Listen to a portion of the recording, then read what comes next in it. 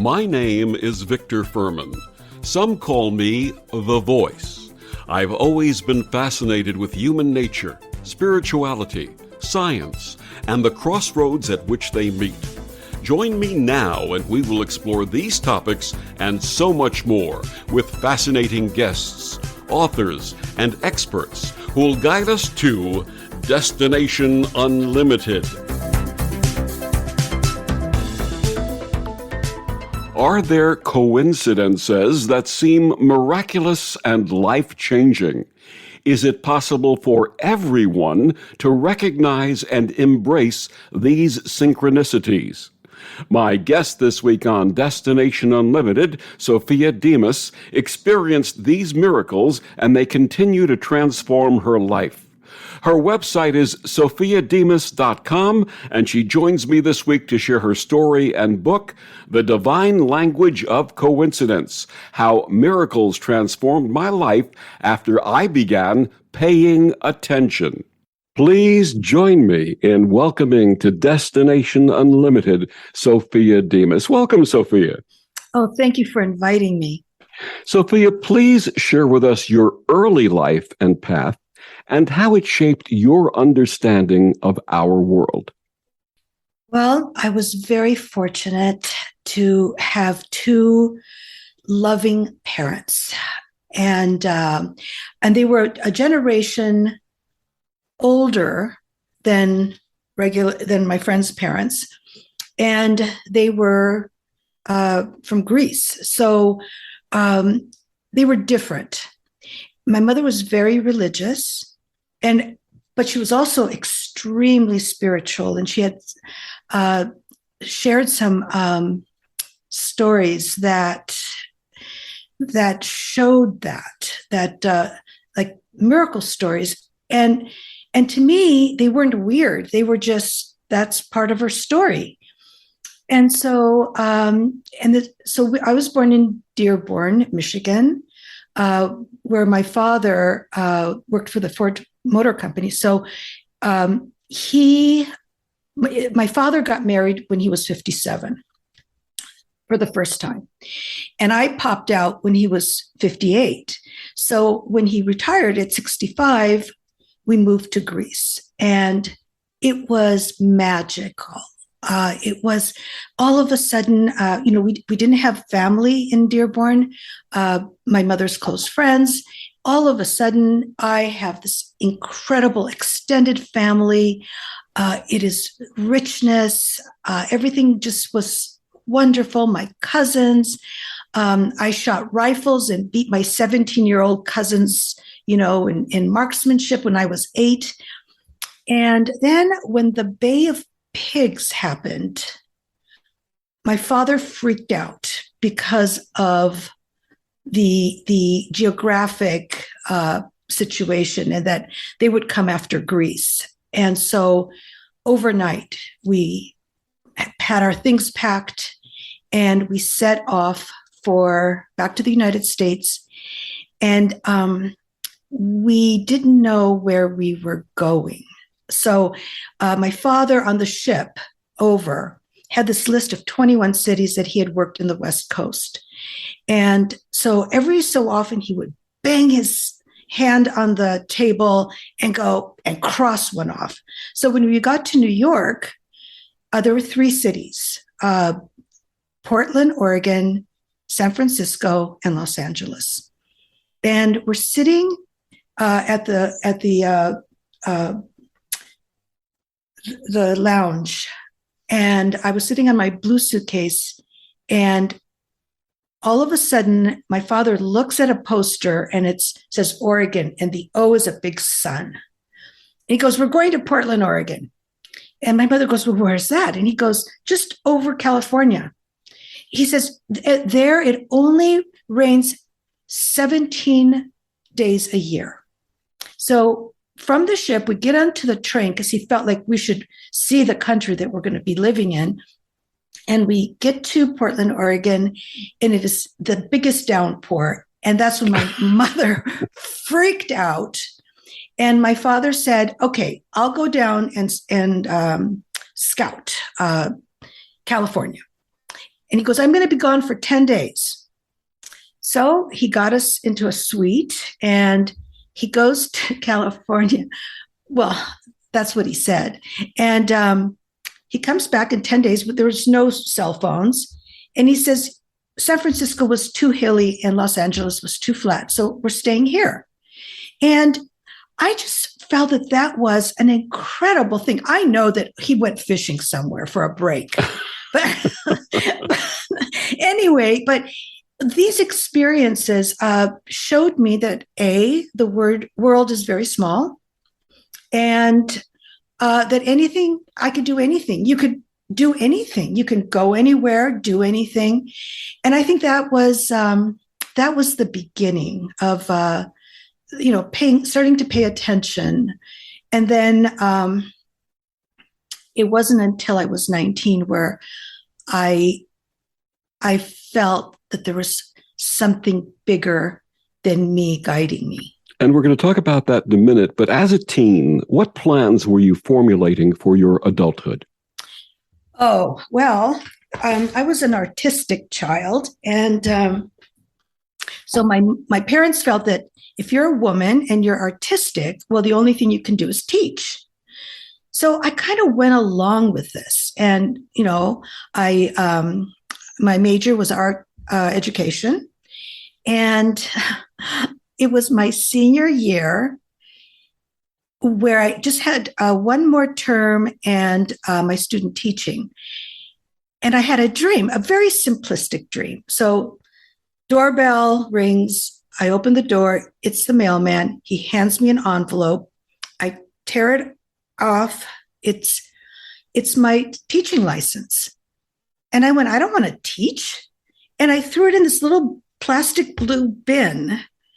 And I went to the registrar's office because I decided that I wanted to be an archaeologist now. And I went and changed my major to art history. And my parents had a fit, of course. And then I ended up getting a scholarship to Italy to study Etruscanology. And that is when I became aware of Buckminster Fuller, and that's another story. Why don't you tell us briefly about Buckminster Fuller and your work with him? Okay, so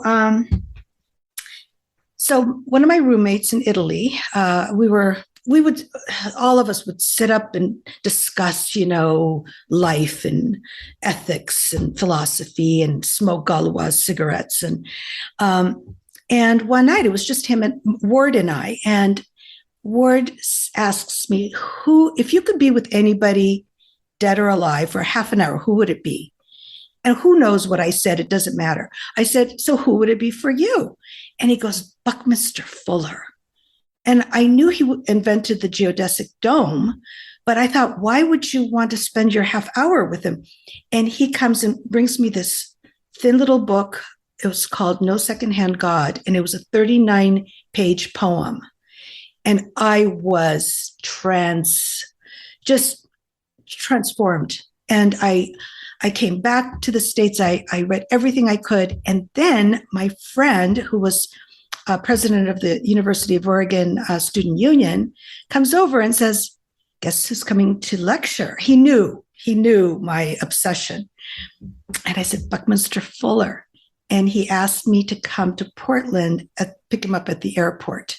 And that is when we formed a relationship and we corresponded. And then when I graduated, so I decided that I'm going to be an architect. That's it. So my father, he cut me off financially. He had it. I didn't care. Like, all you have to tell me is that I can't do something. And, that's just opening the door for me. And when I graduated architecture school, he asked me to come work with him. And I mean, I don't know how that works, that, here you have this idol and you end up working with your idol. And it was just remarkable. I didn't take one day for granted. And I remember one day, he told me, one day you will have the world's information in the palm of your hand. Wow. And I thought, what is he talking about? And here we are. And what year was that for our listeners who don't know who he was? This was in 1979. Wow. Amazing. That's It a was beautiful story. amazing. Thank you Yeah. for sharing that. Mm-hmm. Now, as you alluded to before, and as you share in the divine language of coincidence, your spiritual evolution began at the age of 19. Please tell us what happened. Well, I was going through existential angst along with every other 19-year-old. And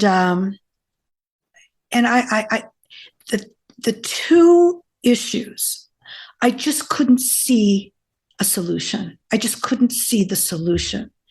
And one was, I didn't understand why some people who met me, because I thought I was such a nice person, didn't like me.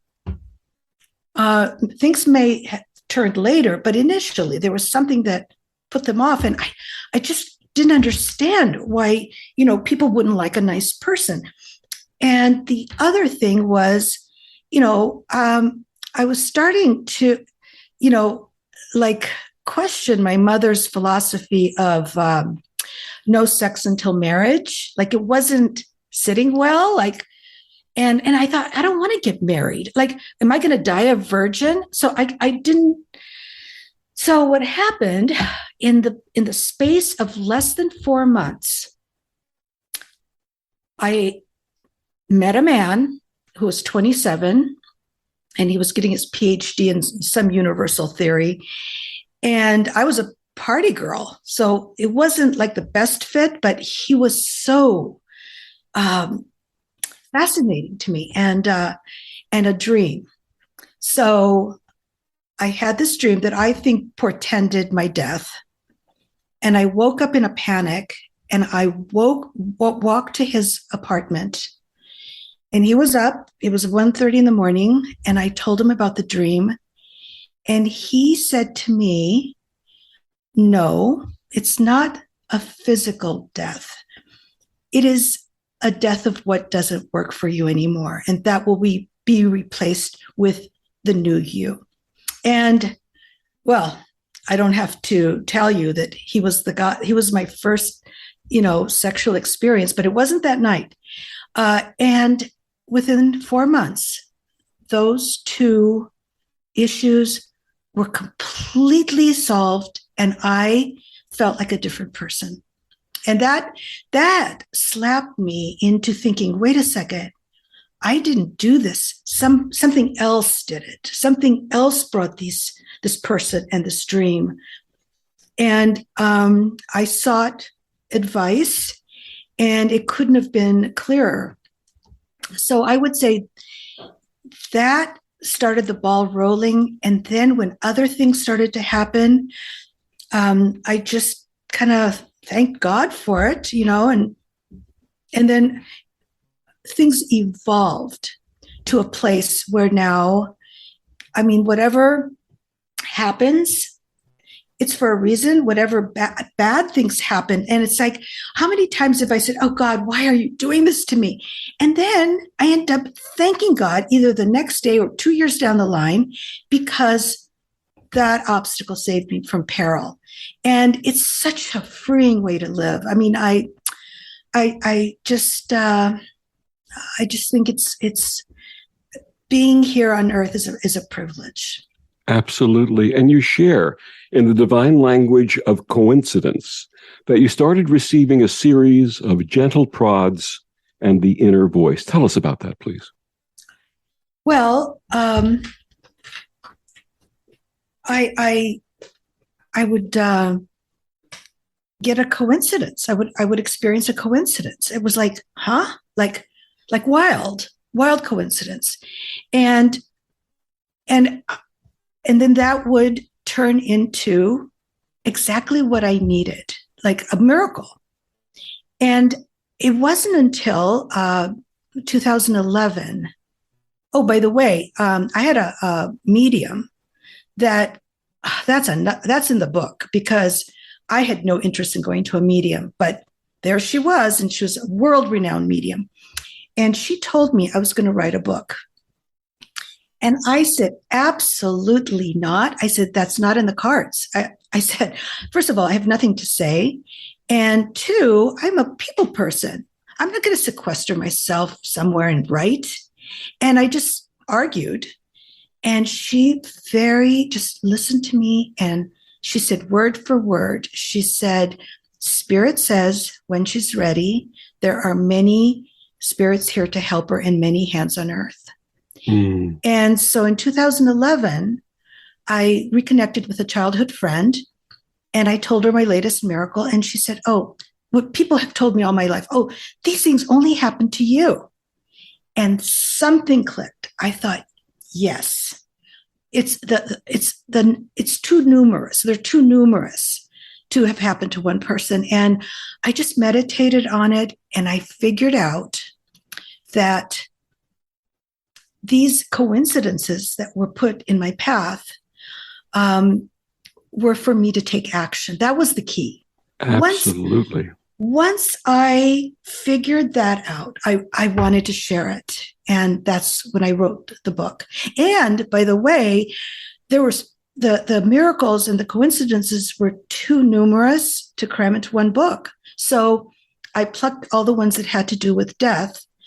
And that book is being published currently. And the title of that book is Consciousness Beyond Death, True Stories of Signs, Messages, and Timing. And that's the key. And so that's, if someone can take one thing out of the book, it's that these things don't happen to just me. I mean, I'm not a guru. I'm certainly not a saint, but to pay attention to what is being put in front of you. Pay attention. And then you might get a miracle. Now, getting back to the original events, to what did you attribute this early guidance? God. God. It was, of course, now remember, I have this mother who keeps feeding me these God things, God stories, and God is making sure that you have everything you need. And so I have to say that, I was used to this lingo. So, but what else? I did kind of go away from religion. It was my first philosophy class on ethics. And I thought, oh, wow, you don't have to be a Christian to be a good person. There's something to Karl Marx. He's got something there. And I'm like, but the things just kept coming. How does that happen? And now we know without consciousness, how could this have happened? So I'm kind of entertained when I hear about scientists that study or try to prove that consciousness exists, because these things couldn't happen if consciousness did not exist. Absolutely. You had mentioned that one of the things was hearing an inner voice. How were you able to distinguish between your own thoughts and these messages? At the time, I thought it was one and the same. It was like waking up in the morning and getting a readout, like, okay, do this, or say that. And it really, at first it wasn't like it was a separate voice. It was me. It was my voice. And then after, especially studying the Course in Miracles, I saw that we are communicated with through the inner voice. And then the inner voice is part of you. But the more you hone it, the more you pay attention to that voice, and then the results are positive, well, then you start trusting the inner voice more. And in essence, you're trusting yourself more. But that is, to me, it's the Holy Spirit. You called these early events miracles. What made you think of them as miraculous? because they happened outside my mind. They were external events. Um, so and they produced exactly what I needed. So to me, they were astounding. I don't know. In the book, have you gotten to the two? Well, there were many coincidences, but two coincidences that happened just before my wedding that that brought the venue for free. Share that with us. Share with our listeners what happened. Okay, I'm going to do two. These are, I bet a lot of people would think that these are not real miracles, because some people like to think that, oh, well, if it's curing cancer, that's a miracle. But I feel that even the smallest, gift is a miracle. So that's my definition of a miracle. It's a gift. So Frank and I, the other miracle is that I didn't want to get married. And there I was, I was very successful anti-marriage until I was 45. So Frank and I decided to get married on 4th of July, and the wedding was 4th of October. So that's just 3 months. And, we wanted to have a fun wedding, but, venues were taken, and I thought, I don't care, we'll do it at a warehouse or something. And just, my friend was a wedding planner. And so we were like really trying to figure out where we're going to have the wedding. Frank was in charge of the music. Guests were coming from all over. So I'm dialing my friend Anne, and a man answers. That's not her husband. And so I said, hello. I said, is Anne there? And he says, Sophia, is that you? It's Jerry. You called me. And I'm like, no, I didn't. I went, Jerry. He goes, look, I'm running to go to a meeting. I just got out of the shower. I'm late. I'll call you later. And so there I go. And I went, Jerry, promise me you are calling me. Promise me. He goes, I promise. So he calls me, and I said, Jerry, what is your telephone number? So his number was 1 digit off. It was the last digit that was off. What are the odds that I call a friend and get someone else in Philadelphia that not only I know, but recognizes my voice? It just seems so weird. So we started talking, and I just knew him socially. And coincidentally, I think it was 3 or 4 years, he owned the Barclay Hotel on Rittenhouse Square, this, beautiful old world hotel. And I told him that, we were having trouble with getting a venue. He says, you can have the ballroom. Let's come over and look at it. And long story short, he gave us this beautiful ballroom for free, and the presidential suite where John and Jackie Kennedy had stayed. And he came to the wedding, of course. So what are the chances of that happening? But on the other hand, I could have very easily said, oh, no, you don't have to call me. No, this was just a wild coincidence. No, you don't have to call me. So that is the key, is taking action, recognizing that something is slapping you in the face. The other one, and I would love to hear which one you think is stranger.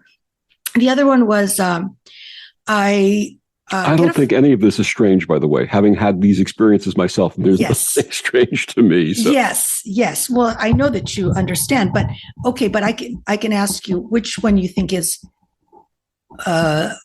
sort of more. You know what? We have to take a little break. Let's hold that for the next segment. My guest is Sophia Demas. Her book, The Divine Language of Coincidence, How Miracles Transformed My Life After I Began Paying Attention. Sophia, please tell our listeners where they can get your book and find out more about you. Oh, now? Yes, please. Okay. Okay. Well, my book is available on Amazon.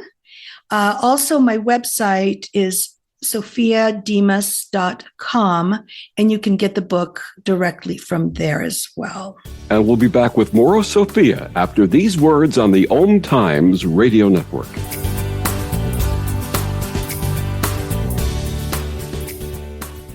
The best of the holistic, spiritual, and conscious world. OMTimes Radio. IOM FM.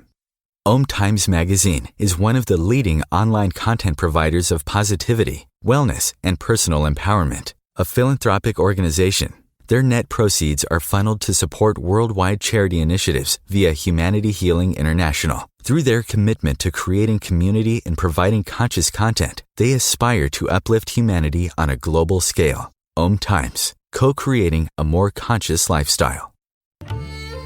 Imagine yourself being transported to India, to the banks of the Ganga and an ashram in Rishikesh.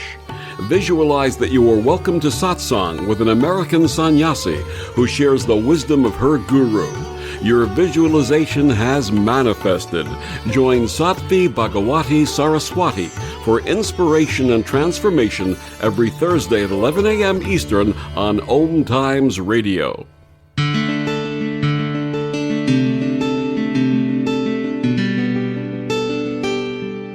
Back on Destination Unlimited, my guest this week, Sophia Demas, her book, The Divine Language of Coincidence, How Miracles Transformed My Life After I Began Paying Attention. And paying attention is the most important thing I'm going to share about that book title. Sophia, you were talking about these two things that happened. First, you talked about how your wedding venue manifested. What's the second one? Okay, so at this point, I had left architecture and I had started a couture dress designing business. And so I had a salon and I had two great assistants. And so I get a call and this woman says, "Is this Sophia Demas?" And I said, "Yes." And she says, "I just found your driver's license in Rittenhouse Square, and it was snow. It had snowed and it was deep, and I didn't like to carry bags. So I go to my coat pocket, and sure enough, my driver's license is not there." So she says, "How can I get it to you?" And it turns out that she just lived 2 blocks away. I mean, this is in Rittenhouse Square was nearby.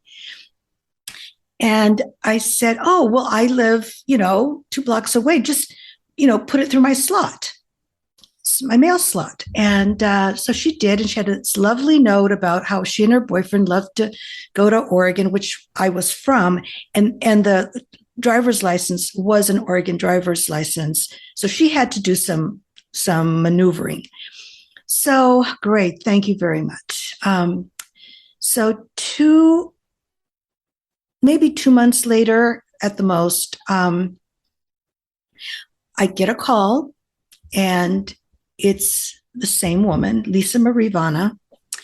And she says, "I know this is going to sound a little strange, but I just found your MAC card." And I'm like, "What?" I don't lose cards. And I would go to a certain MAC machine, ATM, and it would spit it right back at you. Well, this one, asks, "Would you like another transaction?" And I left it in. And Lisa Marie Vana was the next person to use the ATM machine. And she says no. I mean, she could have said, "Yes, I want to clean out this woman's bank account." But she recognized my name and she calls me. Well, I said, she says, "Should I put it in the slot?" I said, "No." I said, "You've got to come to my salon. We've got to meet." And so she comes over, this lovely, young, blonde, pixie, beautiful girl. And so I had some soap from Oregon to give her to thank her. And so sort of that kind of went along. And then, we're doing the wedding. Oh, turns out she's a concert violinist. Okay. So now we're planning our wedding. Frank is trying to find the music. And I come out of my house, and she's jogging, and she stops and she says, "I've just been thinking of you." And we decided to have coffee. So I tell her about the wedding, and Frank is trying to get the music, and she said, and I said, my favorite concierto is Concierto de Aranjuez. She says, "I would like to play that for you at your wedding." And she got this other musician, a classical guitarist who played at the only 4-star restaurant in Philadelphia. And as my wedding present, I paid him something like $75. And here I walked down the aisle to my very favorite concerto. I mean, just enthralled. So there you go. And then the bakery just happened to be passing by, and they said, "We have this extra wedding cake. Would you like it?" Right? Well, actually, Victor, guess what? Frank's sister is a cake artist. There you go. Of course. It was the most, she did 3 cakes, a middle big one. And it was Chantilly lace design frosting. I don't know how she did it. How about that? Well, what we're talking about is synchronicities. And Carl Jung coined the word synchronicity to describe meaningful coincidences without apparent causal connection. It is synchronicity that we're sharing this conversation today. Yes. In the mid-1990s, a series of these events led me to enroll in the new Seminary for Interfaith Studies here in New York.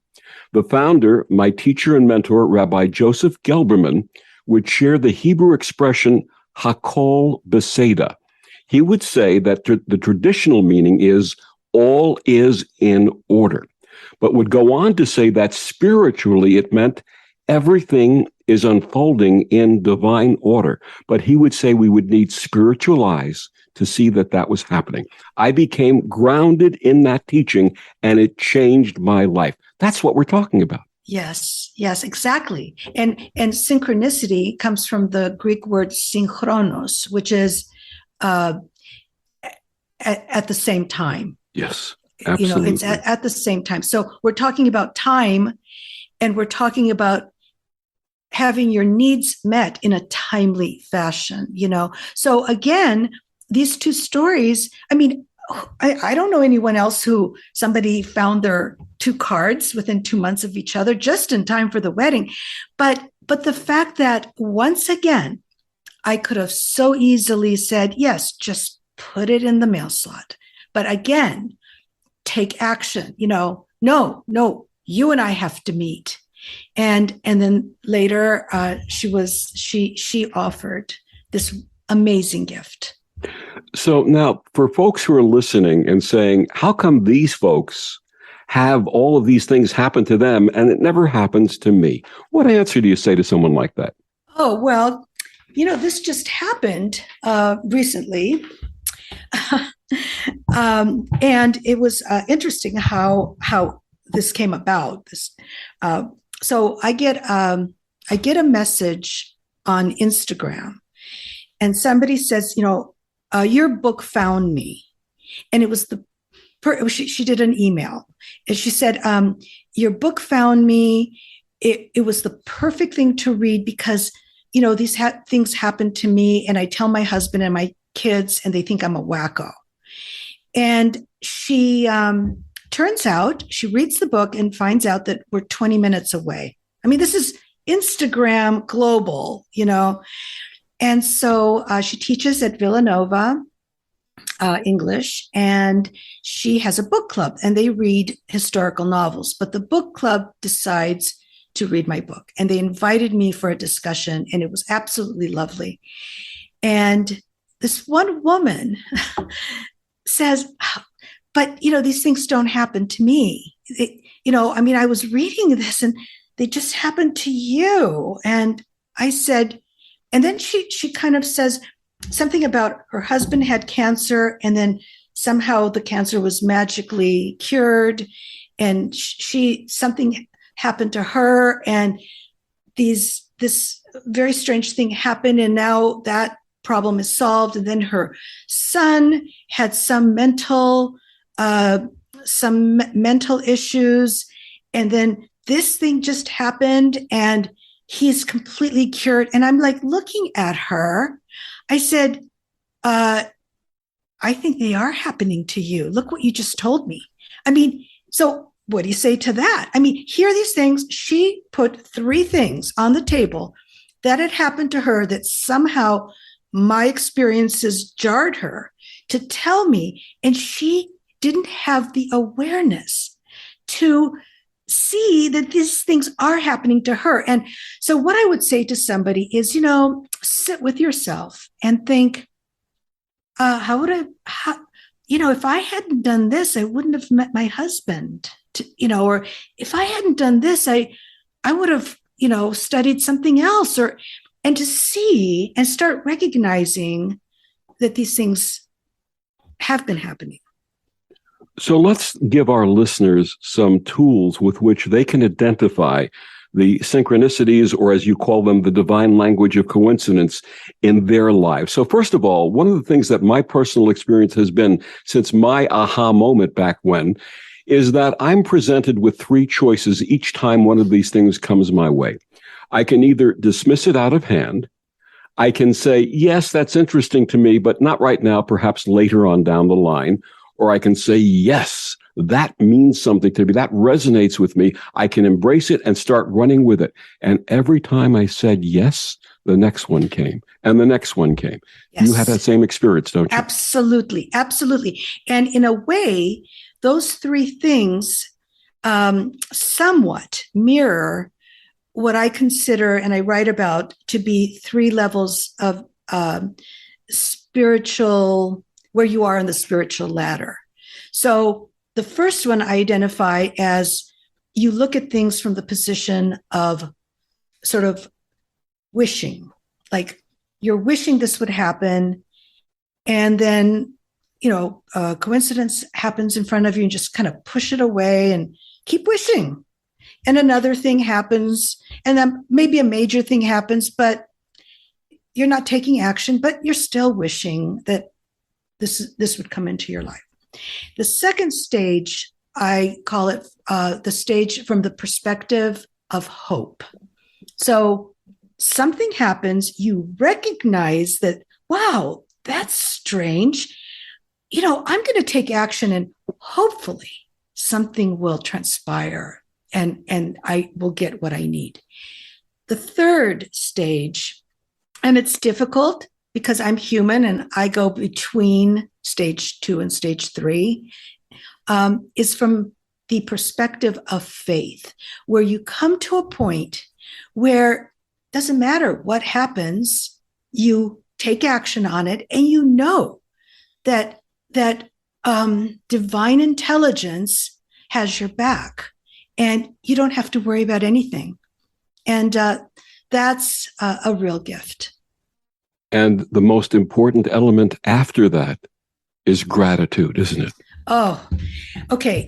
In the book, so because it's a memoir, it's pretty much chronological, except for 2 chapters.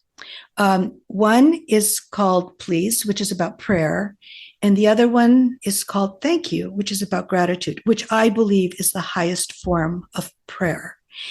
And I'm at the point where I just say thank you all day long. I mean, we were out in Maine, and our friends took us to their lobster traps, and I had this Maine lobster the same day, and it was like, thank you, God. And then after a while, things just happen to you. You just, you are given just more things to say thank you about. And it's just how one can live their life. When we adopt that sense of gratitude for everything, the good and the bad, because the bad is often a lesson that shows us helps us appreciate the good even more. Yes. But that gratitude key, my teacher that I mentioned in the first segment, Rabbi Joseph Gelbman, who founded the New Seminary for Interfaith Studies, he was well in his 80s when I first met him in 1995. And he would say that he would wake up in the morning and he would feel pain in his legs and his arms and his back. And immediately he would say, "Thank you, God." And people would say, "You're in pain. Why are you saying thank you, God?" He said, "Because it means I'm alive and I have the opportunity to live another day of a purposeful life." What wonderful way to approach life. That is. And that reminds me of something that happened when I was taking care of my mother. It was 10 months, and I went to Portland, Oregon, and took care of her for 10 months until the moment she died. And that story's in my second book because I now know what happens when one dies. So that's the second book. But I woke up one morning, and so there was a certain relative that was causing a lot of problems for us. And so I wake up one morning and I'm thinking, oh my God, I'm so lucky. I don't have, starving children to feed. I have these wonderful friends here in Portland that are supporting me and thanking God for this person and that person. And then all those friends and in Philadelphia, and my husband could not be more supportive. And thank you, God. And all of a sudden, I think of that relative and I go, wait a second, what's he doing in my life? And this was in my head. What's he doing in my life? He's like a fly that fell and ruined my soup. and I heard, it wasn't like it was a booming voice, but I heard. It was like how you feel after somebody says something. And it was just this calm voice, if you could call it a voice. And it said, "Sophia, how are you going to get to the next level? You need this person in your life to get to the next level." And it came to pass big time because I was able to forgive this person. And that was something else. But yes, there's a reason. And forgiveness, when we forgive others, we're also forgiving ourselves. Yes. My guest is Sophia Demas. Her book, The Divine Language of Coincidence, How Miracles Transformed My Life After I Began Paying Attention. We'll be back with more of Sophia after these words on the OMTimes Radio Network.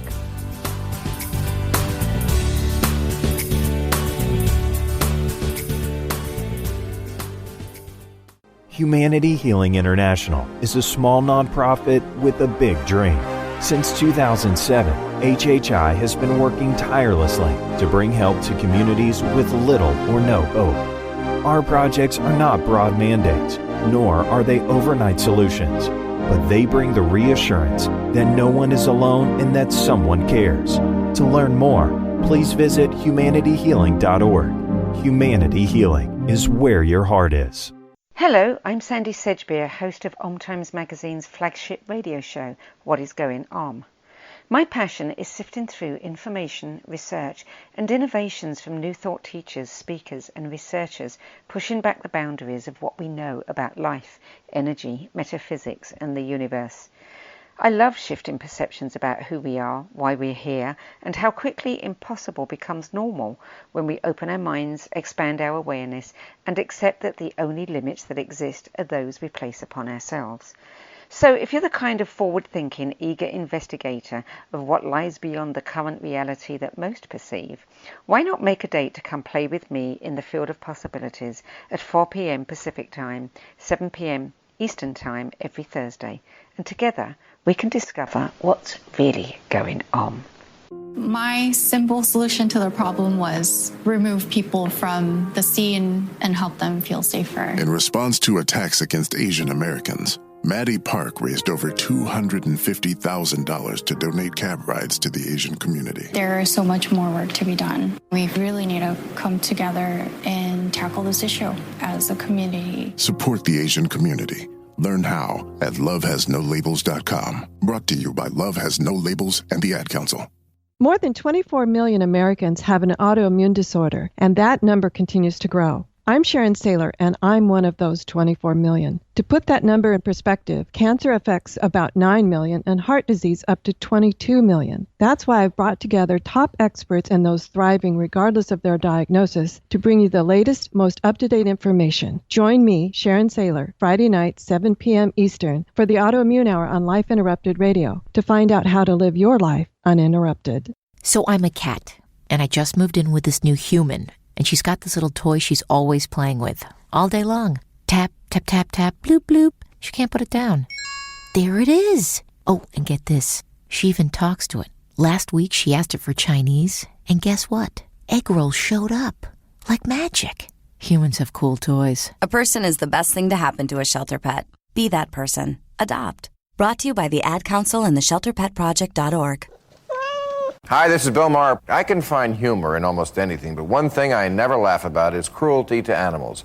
If you don't get the joke either, write People for the Ethical Treatment of Animals, 501 Front Street, Norfolk, Virginia, 23510.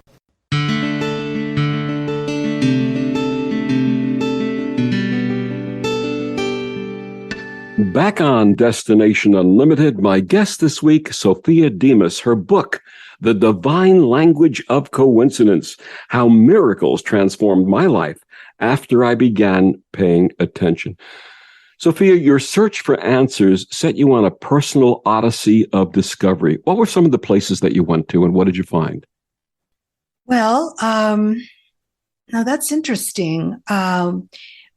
When I turned 60, Frank asked me what I wanted to do for my 60th birthday. And the minute he asked me that, I had this vision of me on the deathbed, and I'm bemoaning, how can I be dying and not have seen the pyramids?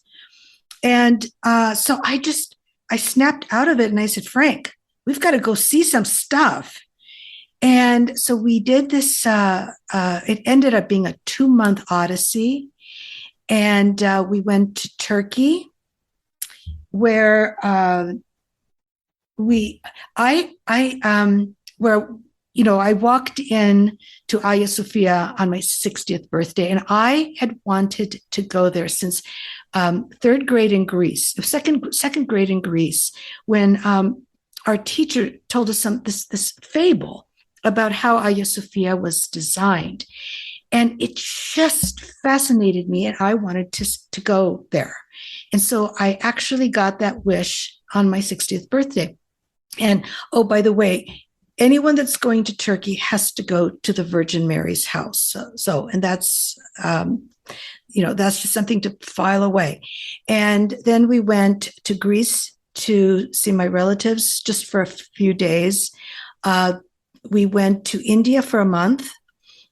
We went and we were blessed by, we went to where Buddha was enlightened. We were blessed by Hindu priests. We went to Egypt, where finally I got to see the pyramids, and then Israel, where we went to the Wailing Wall, where Jesus walked. It was just, we hit them all. And so it became a pilgrimage. And it was one of the most satisfying periods of my life.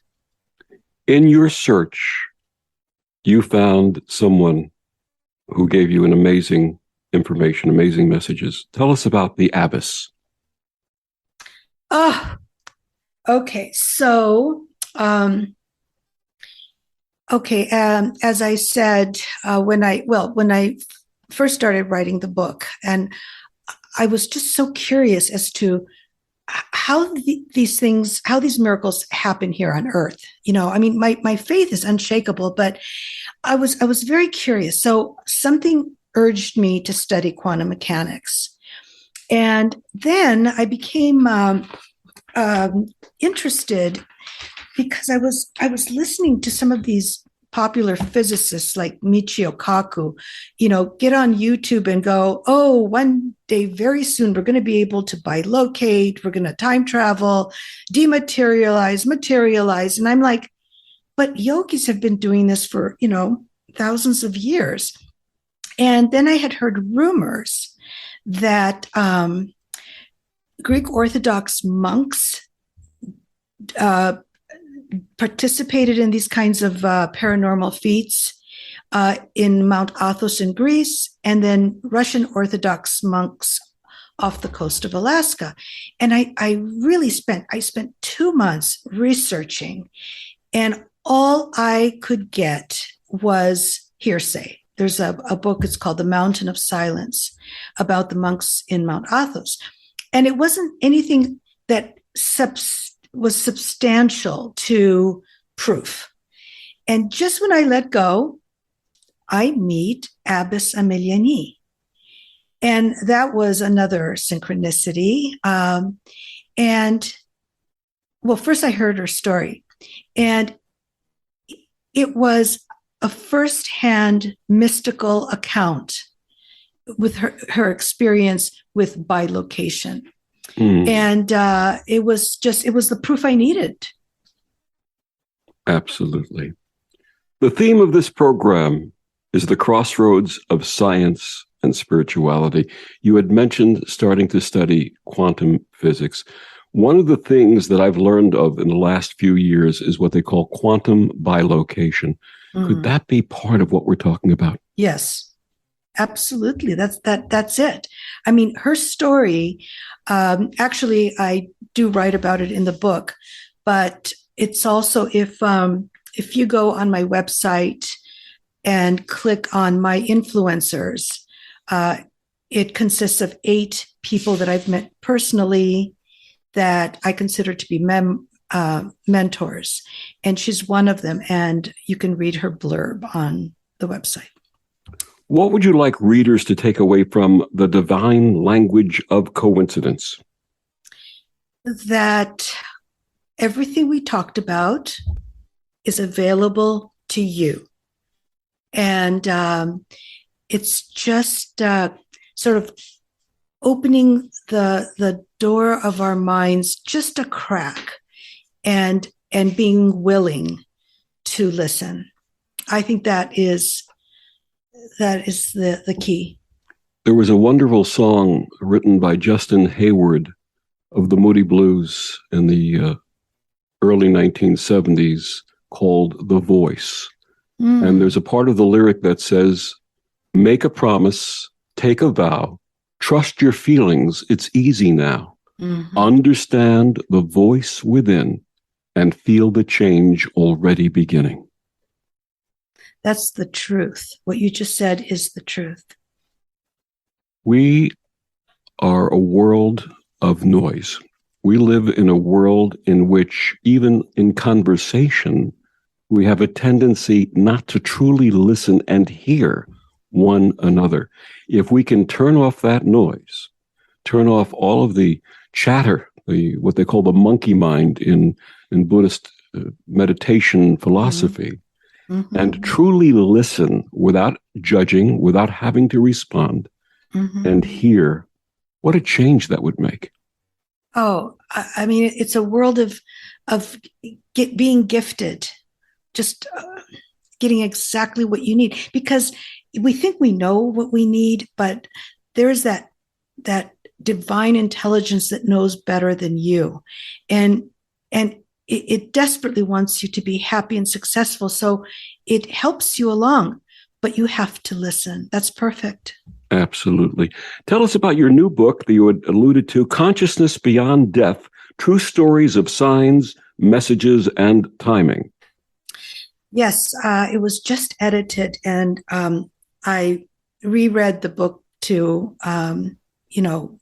accept the edits. And,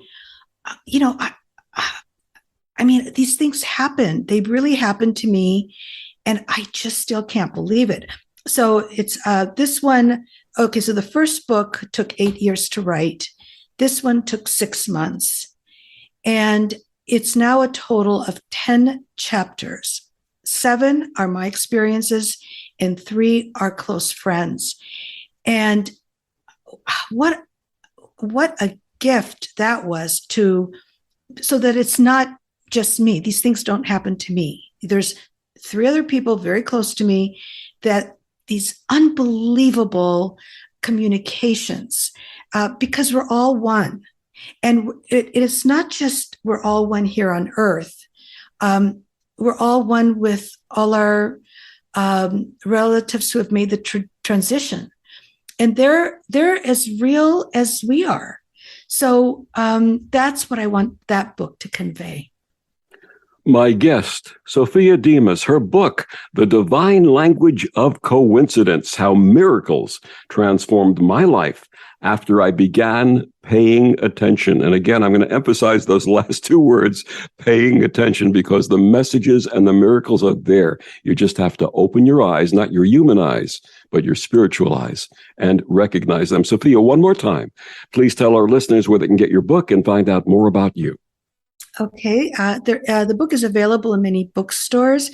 It's available on Amazon, or they can go on my website, sophiademas.com, and get it directly from there. And when is the publication date of Consciousness Beyond Death? It's scheduled for spring, and if people subscribe to the website, they will be notified when it's available. And of course, you have to come back when that comes out and share that book with us also. Oh, thank you so much. Thank you. And thank you for joining us on Destination Unlimited. I'm Victor, the Voice Fuhrman. Have a wonderful week.